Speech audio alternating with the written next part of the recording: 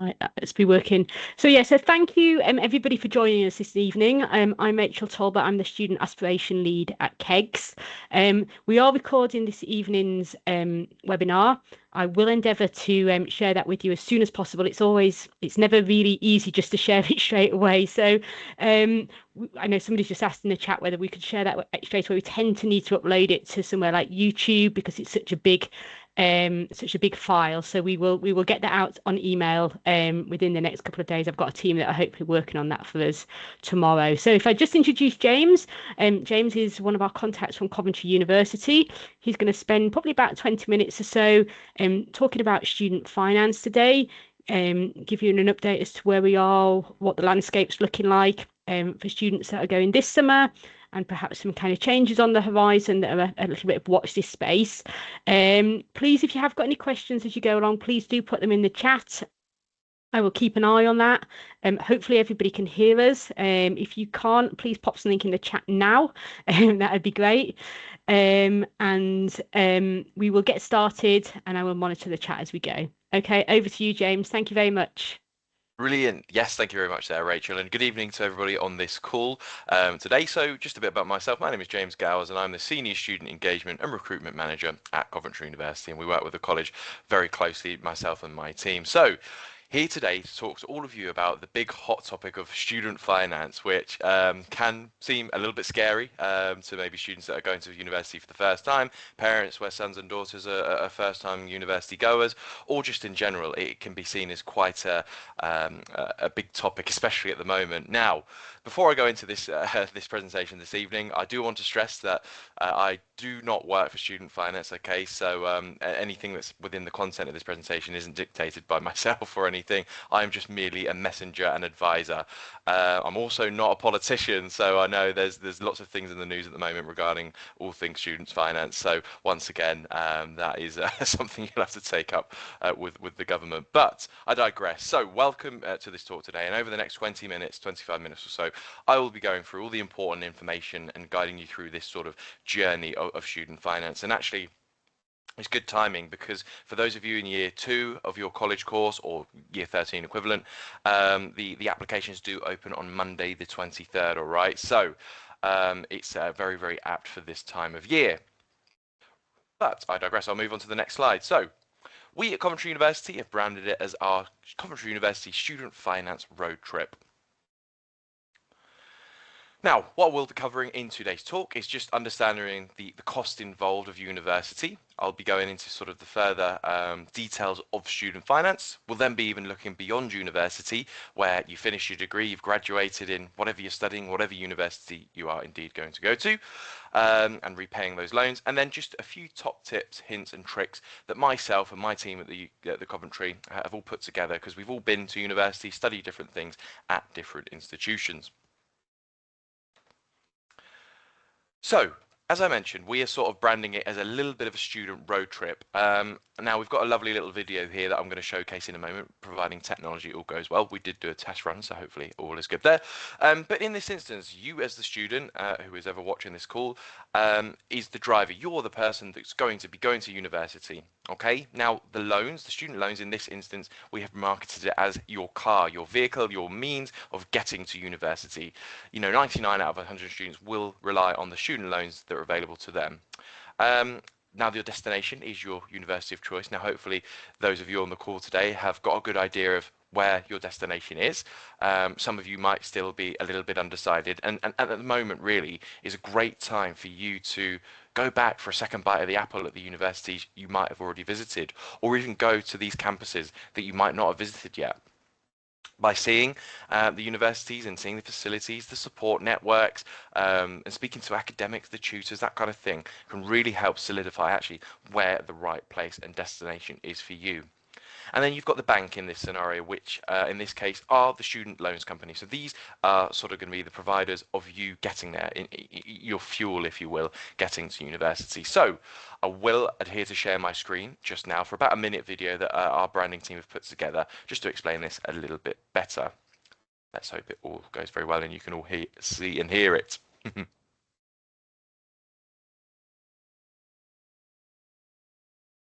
Into full screen here.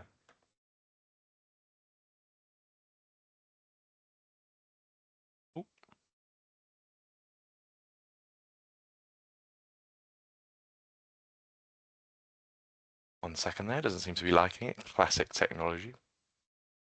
Here we go. Play from the start. James, I can't hear that. I don't know if anyone else can hear it. Nobody can hear it. I'm the same. I can't hear it as well. Okay, right, thank we you. may have to scrap the video. To be fair, I'm not going to bother faffing about with that. To be fair, but just a minute video there explaining that what I kind of already mentioned there. We can share the link if we put the link in the chat. That'd be great. Yeah, thank you. Lovely. Yeah, apologies for that. We love technology. But so in this scenario, then you as the student are the individual that's going to be applying for this loan. All right. So at the bottom of the screen there, you've got two main types of student finance loans, and I'll be going into more details in these just in a moment. So you've got your tuition fee loan and your maintenance loan. Okay, but you as the student are going to be paying these loans and repaying them once you do indeed graduate and earn over a certain amount when you're in the working world. Now, this helps you achieve your educational goals without any upfront payment. So you might notice, or if you've ever seen like the American TV shows or the films, the movies, that kind of stuff, where they have to save up for, in brackets, a college fund, where they have to build up this big pot of money and spend that on their university tuition fees. Well, we in the UK are a little bit differently, where we do take out these loans with a view to repaying them after graduation. So there isn't any upfront payment to certainly begin with.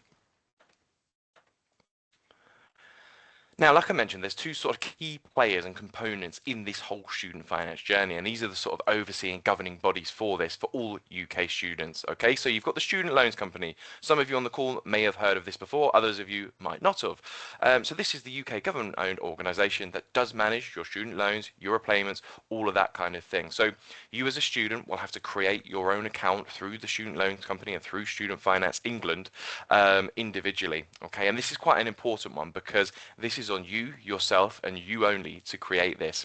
Much like with your UCAS application, you could be tracked by your school or your apply centre that you're at, and they could sort of update you with where you're at or what you need to complete to be able to move along sort of the pipeline there. With your student finance application, like I said, this is all solely down to you to get this done independently and as sort of quickly as possible. So like I said, you would create an account online through the Student Loans Company and then later through Student Finance England. So SFE, or Student Finance England, is the service for all loans for students that currently reside in England. Okay, there are different things and different metrics in place for different students that live in Scotland, Wales, etc., etc., but I assume the majority of students and parents on this call will live and reside in England. So I mentioned just a second ago the two main types of loans, and these are the really sort of key bits of information to understand the whole student finance journey process. So first and foremost, you have got your tuition fee loan, and we sort of brand this as our motorway tolls.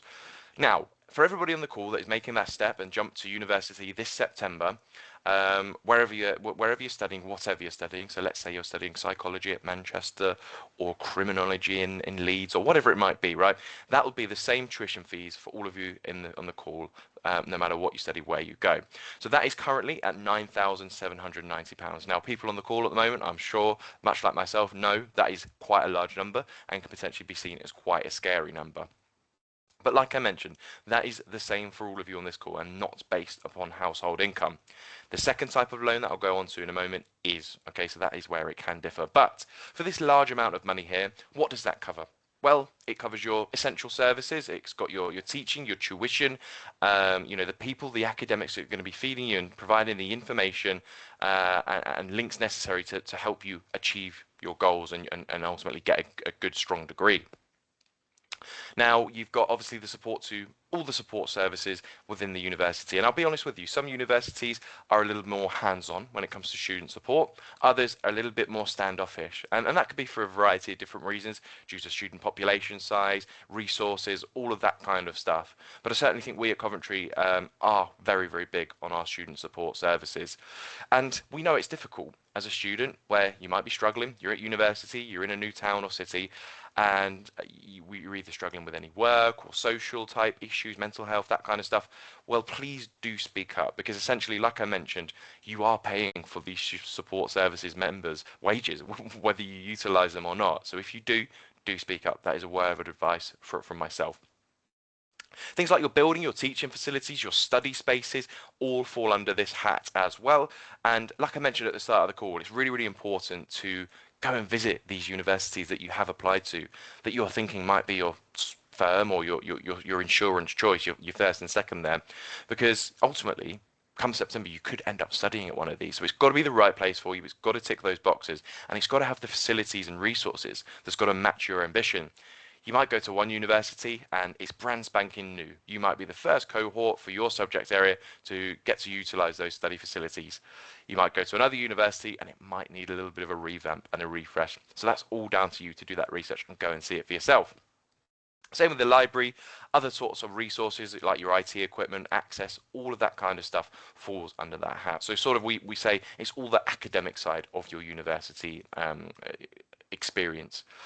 Now, what happens is when you choose your top choice, wherever that might be, whether that be Coventry or that be Birmingham or Exeter, whatever it might be, that gets paid directly to that university. So like it says there, that removes any upfront costs that you may think you might have to pay, okay? So like I said, you're not then owing Derby or Nottingham Trent or Manchester or Newcastle, wherever it might be. You are actually owing the Student Loans Company and Student Finance England there. Now, this next type of student finance loan that you'll be taking out is the one that can be different for all of you on this call, and it might be an important one just to sort of jot down any notes or take any photos, you know, to just have this information to hand at a later date. So this is your maintenance loan, and this covers all sorts of other things outside of your academic studies. That will be the roof over your head, like your accommodation, if you're looking to move and relocate and live in student halls or digs, that kind of stuff.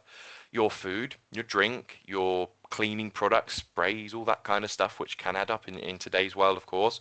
And also other things. Maybe a university might be charging you to pay for your books or course equipment or printing. Have a look at those types of things, because some universities can be a bit sneaky and charge those additional costs in there, and that would fall under your maintenance loan. Things like your trips as well. If you wanted to go on a trip, then you know you may have to pay for that. Me, when I was at Coventry and I studied there, I got to go to China and Berlin, Holland, Dublin, and those trips were fantastic. I did have to pay for them, but they were heavily subsidised at a reduced cost. Okay, definitely worth doing wherever you go, whatever you study. Now, like I mentioned, this does depend on household income. Okay, for the students. So the living arrangements, whoever sort of they are living with at the moment, parents, carers, guardians, that type of thing. Now, what happens is once you go through the process and apply for your maintenance loan, all that kind of stuff, and parents, you will have, or carers, guardians, you will have your own section to complete as well, where they'll be asking things like national insurance and taxable income, that kind of stuff. So students make sure to loop your parents into it, because they'll have their own area to complete. But once that is all done and dusted and processed, those payments from your maintenance loan will get paid into the student's bank account, typically in 3 installments per year. So for your September, ready for when you're starting your degree, second payment being in January, and then your third payment being in April. So what you might notice there straight away off the bat is that between those 3 different sort of installments, there are 3 to 4 month gaps between each of them. So my point being is that you've got to make sure that you've got enough money to last you those multiple months at a time. And I'll be completely honest with you, especially for those students listening today, it is very, very tempting when you get a nice chunk of money going into your bank account in September, when you want to take part in freshers and social activities and nights out, whether that be for you or taking part in different types of activities and things, right? You might decide that you want to buy a new outfit, a new pair of shoes, a new handbag. You know, you might want to buy a new mobile phone, whatever it might be. The temptation will be there. However, you have to be sensible and stringent and manage your money well. As a student, you'll soon come to realize this, that yes, you do have to take extra caution and care when obviously spending your money. So yeah, do budget well, do be sensible, and do be stringent, like I said, because that's got to go on more important things, like I mentioned, a roof over your head in terms of your student accommodation, food, drink, the whole lot. So I've got a lovely little table here on the next screen that breaks this down nicely, and anybody that wants to take a photo of this, please do feel free. This is from Student Finance England, okay, so this is all legit, and this is most relevant for students going to university this September. Now, you'll see there are 3 different columns here, so home, elsewhere, and London, and this can vary on depending what the student situation is. So if you're a student that's looking to commute to university and go to one that's more local, maybe one like Coventry, we're quite a local university for yourselves, then you will typically get a little bit less money from the government just because you're not stumping up that larger cost of accommodation. Your middle column here is any city or town with a university outside of London, where you're looking to live in student accommodation and live in the city, that kind of thing. And then lastly on the right, for anybody going to a university in London, you will typically get a little bit more from the government just because of the cost of living here. Now, the overall trend on this table, you will notice, is that the higher the household income of parents, carers, guardians, that kind of thing, the less money the student is entitled to. Okay, and that is just how it is worked out from the government. And we've seen it in some instances actually where parents, two parents combined together are earning over that threshold there, where it means the student might only be eligible for the minimum amount.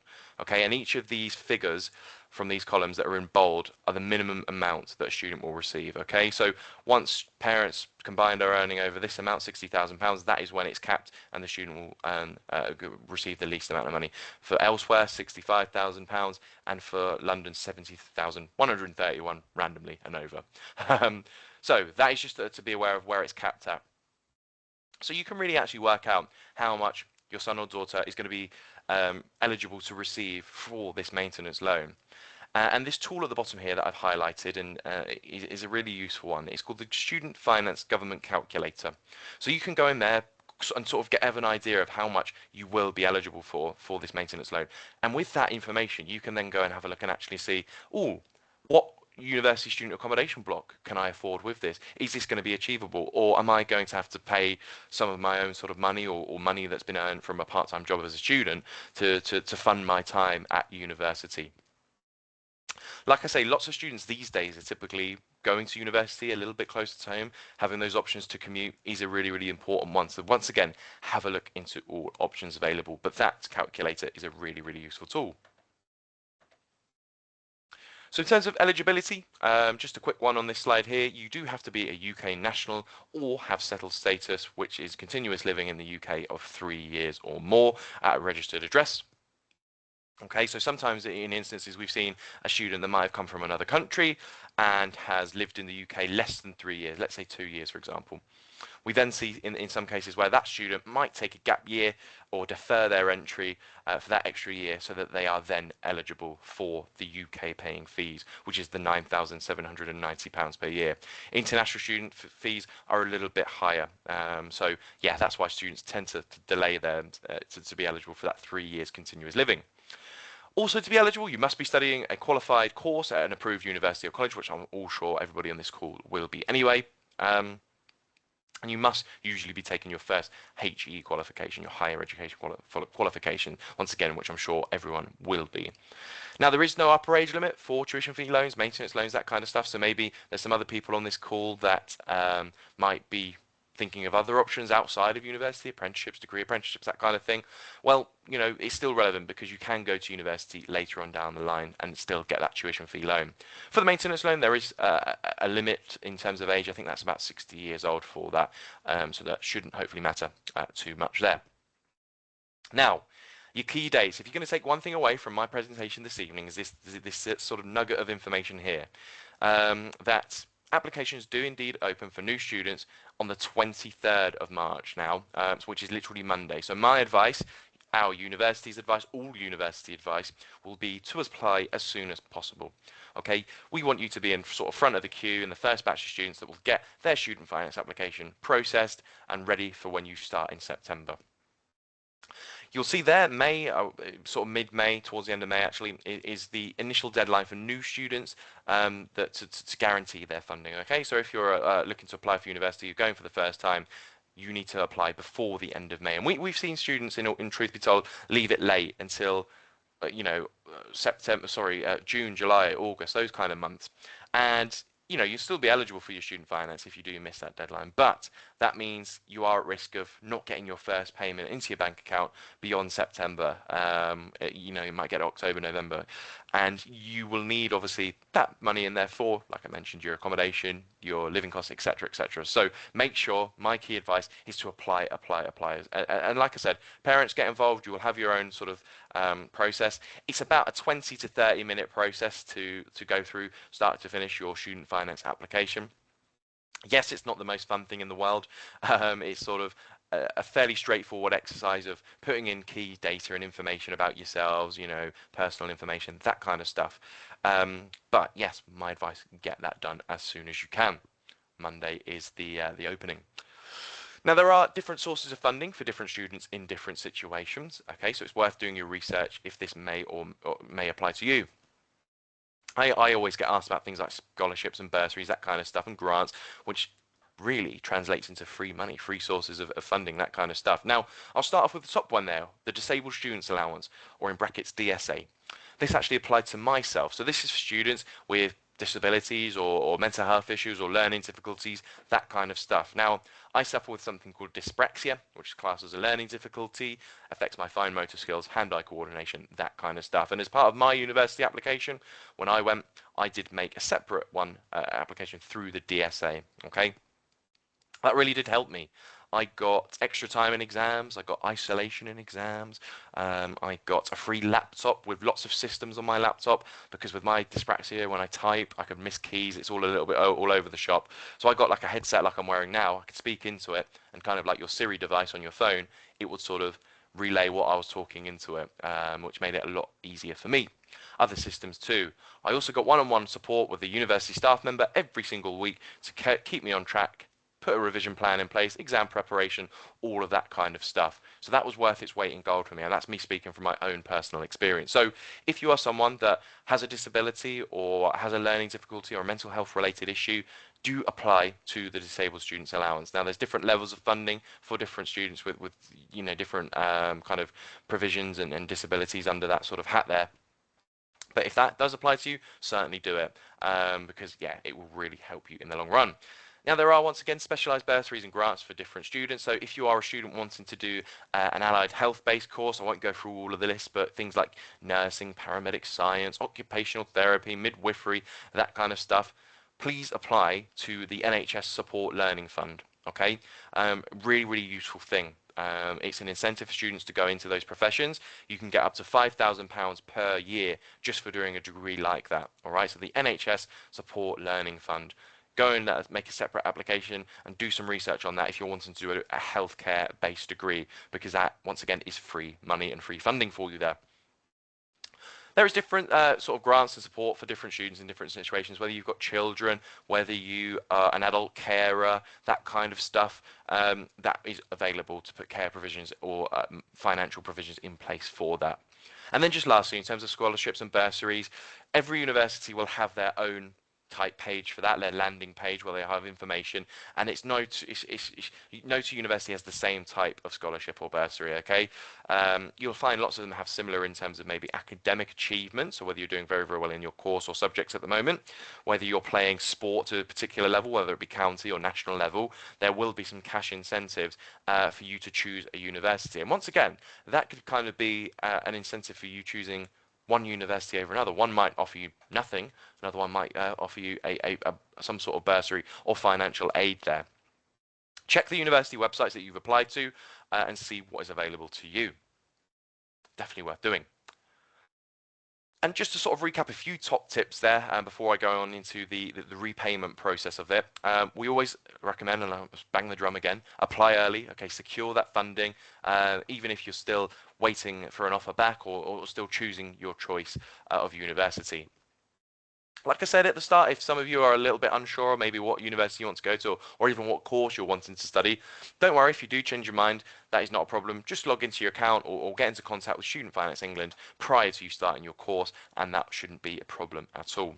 Use that student loan calculator, like I mentioned, to find out how much you could be eligible for, and enroll promptly. Okay, so the sort of you choosing and enrolling as your top university really helps you to release your finance. Okay, so you might be on this call today thinking, I know where I want to go to university straight away. I'm definitely wanting to go there. That's my top choice, leaps and bounds beyond the others, and I know what course I want to do there. Well, if you're in that position, definitely enroll promptly. Now, something that you will have to do as a student is reapply to student finance every single year, and usually the deadline is for June for that one. Okay, so even for myself, when I was at university, in my first year, I lived in student halls in Coventry, had the fun, had the independence, the social life, all that kind of stuff.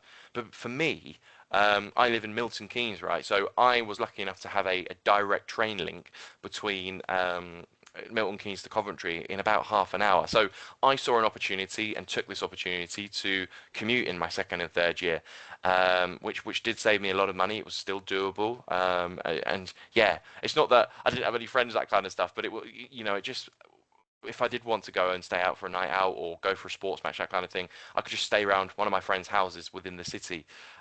So I just saw that opportunity, took it as an opportunity to save that money. So there might be some students in this call as well that might do something similar. That's quite a common thing these days, that students tend to stay in their first year in accommodation, but second and third year, they tend to commute if possible. So, repayment journey. Drive now, pay later, we kind of say. So your repayments on those two student loans that I spoke to you about, so your maintenance loan and your tuition fee loans, are linked to your earnings, not to the amount borrowed. So that's quite kind of a common misconception, and one to sort of lay out in the air there, that it's linked to your earnings, not the amount borrowed. So your loan repayments for students going into September this year will start after you graduate, and is when your income exceeds £25,000 per year. So once again, this is the threshold that the government have set. And it's been different in different years, that kind of stuff. They're always changing certain things, but this is the current state of play. Okay, and we all know students on the call are ambitious. We're wanting to earn over that amount of money, of course, but that is just your threshold. Now, how it works out is that your repayments are 9% of your income over that £25,000 threshold, okay? So let's say, for example, you are a student, you've graduated, you're 21 years of age, and you've secured yourself a fantastic graduate role, and you're earning £35,000 a year. Well, because you are earning £10,000 over that threshold, you are then paying back 9% of that £10,000, okay? Then you're splitting that up by per month. All right, I've got more of an in-depth table in a moment to showcase that a little bit easier. What happens is, when you start earning over that £25,000 a year, repayments are automatically deducted from your salary through things like your pay-as-you-earn or your national insurance, that kind of stuff, or tax. And yeah, it is seen more as a tax now than sort of a student debt in brackets there. Okay, so you don't really see it, and it's just taken out of your pay packet, much the same like for me as well. Now, let's say in a scenario where you do change career path, or you want to go traveling, or for some reason your income falls below that £25,000 a year, your threshold will automatically stop. Okay, you don't have to phone up or declare that. That automatically is taken into consideration. Okay, so it's quite a funny one. I had a student at a school that I went to in person ask, if I earned £24,999 a year, would I pay back anything? Well, no, you wouldn't.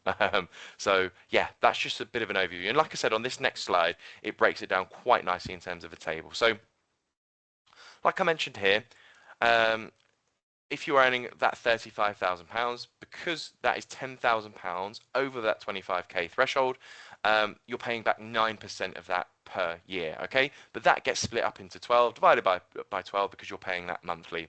So for those two loans that you're taking out there, approximately comes to about £75 a month, okay? Now, once again, with the table here and the trend, the higher the student is earning in terms of their income, their salary, the more they start to pay back, and the more it goes over that threshold there. All right, so that's one to be aware of. There's there's increments. I've only just done it up to £50,000 for this example, okay, where a student would be paying back £187 per month for those two loans that you take out. And yes, I can see, obviously, on the next slide, this is where the negativity comes in and around student finance, certainly. But actually, in the grand scheme of things, even for myself, like how much do people pay on their phone bill a month? I mean, for me, for example, I pay back 50 quid a month on my phone. So a student earning 75 or paying back 75 quid a month, it's not too bad. And especially if you're in a job, you're in an industry, a career that has helped you to get there via university, it's a small price to pay, is my honest opinion and beliefs there. So, like I mentioned, there is interest that, sadly, is accumulated on these loans, okay? And that is linked to your RPI, all right? That is the retail price index, okay? So, after your 40 years, that will get wiped. So any remaining balance is completely forgiven, regardless of the repayment status. Now, I appreciate, and I fall into the same category as well as being a former student, that you're continuously going to be paying your student loan until that balance is over, just because of the inflation, because of the tax that's put onto that, that it will keep going up in a way. And even like just in recent light of all the things that are going on at the moment, I did happen to log into my student finance account. I won't go into details, but I'll be completely transparent with all of you on the call today. I saw that I was in thousands of pounds worth of university sort of debt from my time as a student, from doing the 3-year degree, living in the campus, but then also the 2 years of commuting as well. But really, do I lose any sleep over it at night? No, I don't. In all honesty, right? It does get taken out my monthly pay packet, that kind of stuff, which does suck a little bit, but it's not a red mark on your file, to be completely honest with you. It's not there to pull you down, be a weight on your shoulders to stop you from progressing or doing anything in life, like getting a car or a house or a personal loan, that type of thing. So me now working for the university, but me also being a former student, I don't tend to lose any sleep over it at night, and that is me being really, really truthful there. But have a look at sort of the interest rates, all that kind of stuff, because yes, that is one that is sadly can't be avoided. So on more of a lighter note, and I will try and best answer any questions at the end of this call, just to sort of round off today, budgeting top tips for students. Okay, you as students, can you get yourself an NUS card? Can you save money and sign up to the student discount sites like Uni Days, Student Beans, that kind of stuff? And get good discounts at restaurants and amenities and supermarkets and clothing stores, that kind of stuff. So definitely worth doing. Can you as a student open a good student bank account? So even when I was going to university, I opened up a student current account with Santander. As part of that, they gave me a free rail card. Okay, so that instantly saved me some money on train fees. So once again, can you do that? Those of you that are learning to drive or driving at the moment, do you need to bring your car to university? We've seen it many times before where students that drive get used and as a bit of a university taxi service, and their mates saying, can you take me to Aldi and Lidl? Can you pick me up from this shopping centre or this nightclub, whatever it might be, at 4 a.m. in the morning? Do you really want to be that person? They'll always say, oh, I'll pay you back petrol money. They never do, trust me. So do you need your car?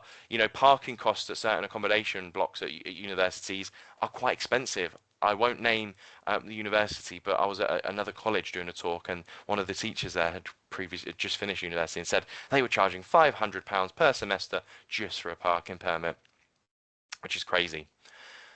Those of you that are looking to relocate and go to and live independently in another city, do you need a TV license? You do need to have a TV license to watch the BBC channels, all right? So are you going to miss Strictly Come Dancing or The Apprentice or whatever it might be? I believe I think it's £174 a year for your TV license. Do you really need to pay that? Can you use parents' Netflix accounts or Sky Go or whatever it might be to get by without having to pay that? Do you need an accommodation that has an ensuite? Now, in truth be told, I would recommend it. I stayed in an accommodation block where I had to share a toilet and shower facilities with 6 other lads, and I'm sure you can imagine at the best of times it wasn't the most hygienic, all right? But with that nice luxury of an ensuite and toilet and shower facility does come a little bit more of a cost, okay? And I'll level with you, and this is us included as well as every single university in the UK, student accommodation prices aren't going to go down in price, okay? They're only going to go up. So have a look what's affordable. Some have really nice, cinema rooms and games rooms and Starbucks coffees in the lobby, that kind of stuff, okay? So have a look and see where you're comfortable living and what is right for you. Can you learn to cook? You know, you're not just going to university for your academic side, but you're going for your life skills as well. Learning to cook and wash and cook and clean, and I still hate it now, but doing the ironing is really valuable life skills. Can you look to, you know, save on takeaways? I know it's very, very tempting to go on Deliveroo or Uber Eats or whatever it is to order a nice McDonald's or something, but can you look to cook and save some money and bulk cook as well? Can you make those swaps? Can you go to the cheaper supermarkets, your Aldi's, your Lidl's, that kind of thing? Getting a Tesco Club card can save you a lot of money. Can you swap those certain brands? I typically sometimes go to schools and do like a budgeting challenge of biscuits, Jaffa cakes. I buy the own brand and I buy the McVitie's version, which is a difference in price, and I get them to do a bit of a taste test. And actually, quite a lot, the evidence finds that they prefer the cheaper versions. All right, so it is possible to make those swaps for things like meat and milk and all that kind of stuff. There's certain swaps that you might not be able to make. Me, for example, I can't swap out my Heinz tomato ketchup, but other than that, I was able to make other swaps. Typically, in your second and third year as a student, you will share a house. You'll move out of your student halls and share a house with people from your course or your first year accommodation or societies, that kind of stuff. And you split the costs multiple ways in terms of rent, bills, that kind of stuff, which tends to work out cheaper. But sort of one of these untold myths about universities is that actually you do have to think about quite early on into your first year at university who you're wanting to share a house with, where you're going to be living, okay? And sometimes that can be quite a difficult decision. But these top houses in and around the city, the nicer ones, tend to go quite quickly, all right? So that is something to certainly look into. And then just lastly, those of you that might have a part-time job at the college at the moment or you know, whatever it might be in, can you transfer your current employment to the town or city that your university of choice is going to be in, okay? Me, for example, I had a part-time job at a Wilco back in Milton Keynes. I know they sadly don't exist anymore, but I was able to transfer from the Milton Keynes branch to the Coventry branch in my first year. Now, the key thing to note is that don't do too much. We know these employees, these part-time employees, can certainly take the pee a little bit and say that we want you in for 4 morning shifts in a row and then 2 evening shifts, or whatever it might be.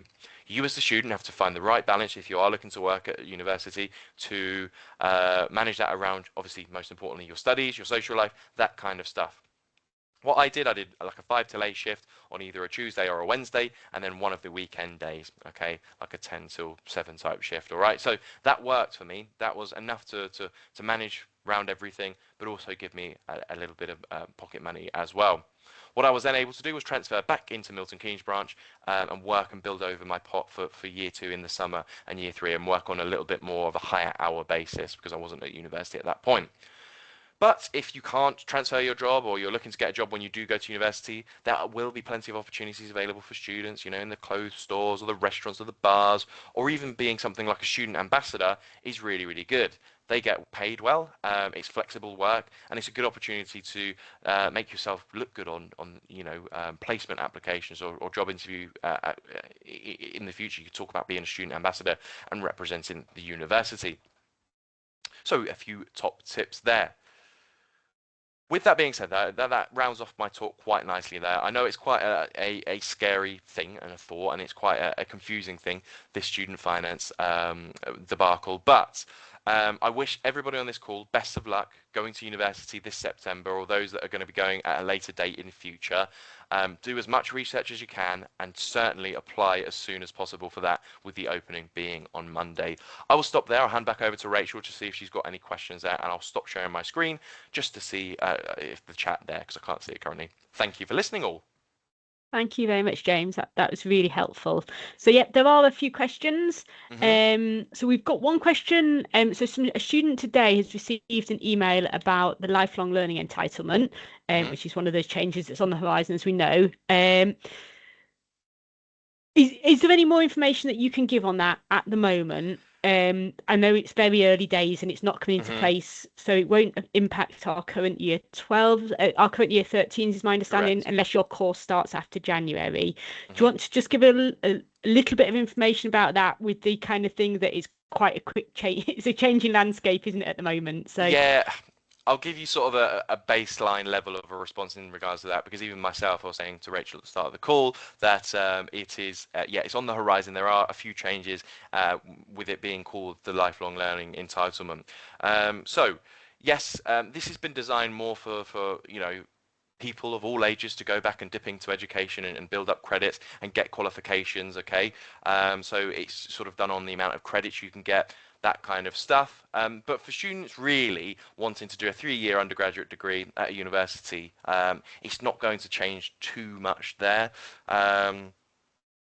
But it's done on sort of credits and modules, that kind of stuff. I won't go too much into it because, like I said, I don't want to misinform. And we had a call recently at Coventry where even student finance was still hashing out the details and finalising this. Keep an eye out for it. My advice is it's not like we have to know about this tomorrow or next week. You've got a bit of time before you're obviously thinking about university and applying to that. Okay, the government website and the student finance website will have some information on there. They've updated that now. So yeah, keep your ear to the ground on that one. I won't go into too much detail just because, like I say, I don't want to misadvise. So apologies there. Yeah, absolutely. I was on a call with the DFE the other day as well, and it's still very, very grey. Lots of things changing. So yeah, that's fine. So just a quick question. So when we talk about household income, does that include what students may have earned doing part-time roles the year before uni? He was finding conflicting information on this. No, that won't include that. No. So yeah, no. so it's just the adults, isn't it? In the parents' parental responsibility within that household. Correct. Yep, thank you. Okay, what happens if it's a course where there's an NHS grant, okay, such as the paramedic course? So how does that all work? How do students apply for that? And then there's another question just to follow on from that. So there's another question that's on disabled students allowance. So yeah, if we can address the grant to start with, please. Yes, absolutely. So I've got the information just on my phone here. It's called the NHS Learning Support Fund. Okay, so that's worth typing in online, your devices, whatever it might be.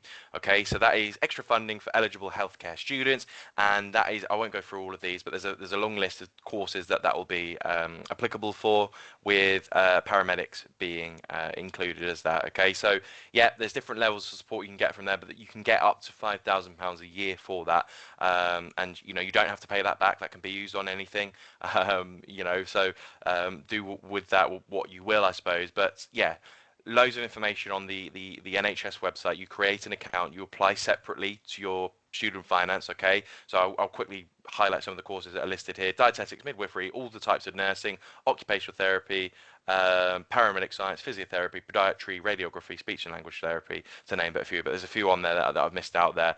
But if you're a student looking to do a course like that, apply through the NHS Learning Support Fund. All on their website, all through the NHS, all separate. Definitely do it. Oh, you're on mute, Rachel. Thank you. I popped some of those links in the chat as we were talking as well. Yeah. So yeah, you should be able to click on those and save those. Hopefully that answers the question about the NHS learning. And then does the disabled student allowance need to be paid back? No, not at all. Now, I can appreciate that these days, assessment waiting lists can be 2-3 years long if you're a student that might be waiting for a diagnosis for things like autism or ADHD, that kind of stuff. So I believe these days a doctor's GP letter to say you're on the waiting list will suffice, and you should still get some form of support there through the DSA. Whether it's a doctor's letter, whether it's an assessment letter, that kind of stuff. When I applied for it, I had like an assessment letter for my dyspraxia to confirm that I was eligible for that. They will review that, and they will then go through sort of what support you can get for that. But yeah, that can really vary depending on sort of the level of disability, the support needed, kind of thing. But it doesn't have to be paid back. That laptop that I got for free, didn't have to give back at all. I used that for many years, even after I graduated, until I spilled blackcurrant on it when I was working from home. But there you go. Excellent, thank you. So a couple more questions here. So can you apply for the full loan and then amend it if you qualify for a grant or a bursary? So that is separate. So yes, you will typically apply for that full loan, and obviously, with the maintenance loan as well, depending on how much you're eligible for. But yeah, that bursary will be sort of separate to that. So you will get paid that, in various different means. Like it could be throughout a year, it could be one-off lump payment. It could be like, for example, I know for our sports scholarships, you might get paid some money, but then the rest of the money has to be spent on like training or equipment, that kind of stuff. So yeah, that's a separate thing when you are applying for those. But certainly do your research into those loans, those scholarships and bursaries. Like I said, translates into free money, and even if you're not eligible, worth having a look. Is my advice. Yeah, and there's lots of info on the different university websites, isn't there? And there's some things that are like national, but then there's lots of unis have got their own bursaries and scholarships as well. Yeah, that's fab. So I'd say obviously you'd have to apply for the full amount to start with, wouldn't you? But you might want to adjust if you've had that in your first year, the 5,000. You might want to adjust how much you apply for in your second year if you're looking to reduce that overall loan that you're taking out. Okay, so how do degree apprenticeships work with masters and PhD? Okay, is that the question? Is that a question saying that you could do a degree apprenticeship and then move on to a master's and PhD? If you want to clarify in the chat on that one, we can come back to that one hopefully. Okay. Okay, regarding the lifelong learning entitlement, then we might have answered this already. If you start your studies in 2026, time away from studies, okay, may impact on your ability to remain on the existing funding system. Do you know what this might mean? If you deferred a year or took a gap year or something and then applied next year, like if you was going to university, yeah. So if you deferred a year, then you would also fall under the new LLE as well, because you would be applying for a different start date. Let's say if you are, like I said, deferring a year, taking a gap year, that kind of stuff. I won't worry about it too much. There's not too much changes there. It's a few different things that have got to be hashed out. I'm hoping it's going to be for the better, for positive. But yeah, like I said, there's still a lot more that I need to brush up on regarding that. The focus at the moment has been for the current year twos at the moment, and it's still the same at this moment in time for the advice that I've given out this evening. Brilliant. So next question. So if parents are separated, but in new relationships, are finance based on the house that the student lives in, for example, mum and new partner's wages? Yep. So we get this question quite a lot, and yes, it'll be done on the household income of the student where they sort of reside more so. All right. So I asked this question to the chap who's a link with us for student finance. Well, what if one parent at another household is on their own and is earning less money, as opposed to the other parent that's with a new partner and they're earning more money? Like, could the student potentially say that they lived at the household where the parent's earning a little bit less? And he sort of said, I won't answer that one. But yeah. Yeah, and I know we have students that genuinely have 50% time with both parents. Absolutely. I guess that's at your discretion as to as a family good as to how you're going to do that. Yeah, that's fab. So question on degree apprenticeships. Do you want to answer to that one, James, or do you want me to touch on that one? Well, you can start off and I can add in if I need to. Yep. Yeah, so as far as degree apprenticeships go, so what you're doing is when you're applying for a degree apprenticeship, you're actually applying for an employer for a role, and they will choose generally the university that you will be going to study a particular course, and then the employer will pay all your tuition fees to the university. You shouldn't need to get a loan for that because you're earning an income. Okay, do you want to add anything to that, James? No, not at all. Nicely explained. Yeah, I think I get asked about degree apprenticeships all the time. Do your research into them. They are very, very good. They are competitive. I will say that as a sort of a caveat to that. But yeah, we offer quite a few degree apprenticeships. On the government website, there's sort of plenty of opportunities. You can filter it by subject area, that kind of stuff. So yeah, certainly worth doing your research into them. Yeah, absolutely. So yeah, UCAS is really good. And we've got, I'll pop it into the chat as well. We've got a Padlet that we've got lots of apprenticeship opportunities on there. And we've got posters up and things like that around college that you can scan as well.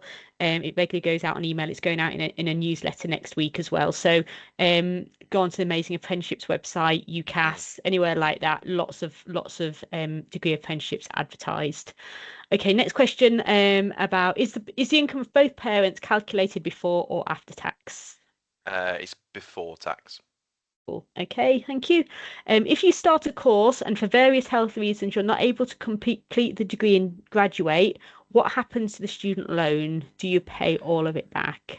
I think in those circumstances, it would probably be taken into consideration as an exceptional circumstance that you might not have to pay that back.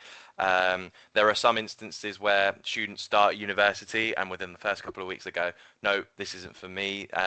There is for certain universities, there's different thresholds where you can obviously finish and sort of cancel out that loan before any money's taken. So I know one of my colleagues in my team had that. They went to a certain university, wasn't liking it. They said it's pulled out that, and then they went to another university. So I asked them, did you still have to pay for the first university they went to? And he said, because I'd sort of gone out and in quite quickly, I didn't have to pay for that first one. So he obviously just paid for the second one. So it can be different from university to university in terms of what they might charge or how much of an allowance they have in terms of if you want to change your mind. But certainly for disabilities, for any sort of extreme circumstances, I'm pretty sure there will be things that are taken into consideration. Yeah. That's fab. So then the next question is just clarifying. So you do imagine a student that's done a degree apprenticeship. Yep. So they've got their degree still, but they've gone down a different pathway. Yep. How do they access masters or a PhD after that degree apprenticeship?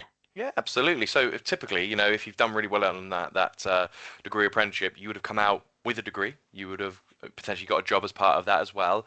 And then you're sort of I'll say it as a free agent student kind of thing, where you're not bound to that university that you've been through your degree apprenticeship for. So you can then start applying for a master's at a university of your choice. And yes, similar thing applies. You'll take out student finance for that as well. A master's degree might be a little bit more expensive in terms of the yearly cost, but that's just typically a 1 year additional sort of qualification that you would get there. So yeah, certainly worth looking into that. But yes, you would apply once again through student finance for that master's once you finish your degree apprenticeship. And then a PhD is slightly different, isn't it? The application process for that. That'll be different. Yeah. I'd say get to that point. It is still accessible through a degree apprenticeship because you've got a degree. But how you apply for that is slightly different, and there's lots of information on kind of applying for PhDs, and that's often paid for. But you have to apply for different types of funding, don't you? Pots of funding. Yeah. So yeah, brilliant. To put in place. Yeah. Absolutely right. That was all of the questions. Cool. There's lots of thank yous on here as well, which is really good. I think that was really useful. I think it was really informative, very, very clear as to what the next steps are. So I suppose from a next thing is student finance opens Monday. Start that application. Students need to start the application, don't they? And then parents need to support that. Correct. Yeah. Get involved, parents. Yeah, absolutely. Government website is probably the best place to go. All of that information will be on there, and it will talk you through that. I know my own children have gone through it in a step-by-step basis. It's pretty much foolproof. You can't really go on to the next step, can you, until you've filled everything in? No.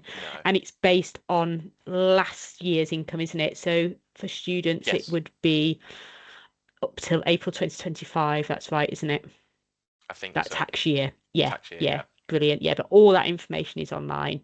So thank you very much. Thanks, James. Thanks for everybody that's joined us. Have a lovely evening, and we'll see you soon. Thank you. Thank you. Bye-bye.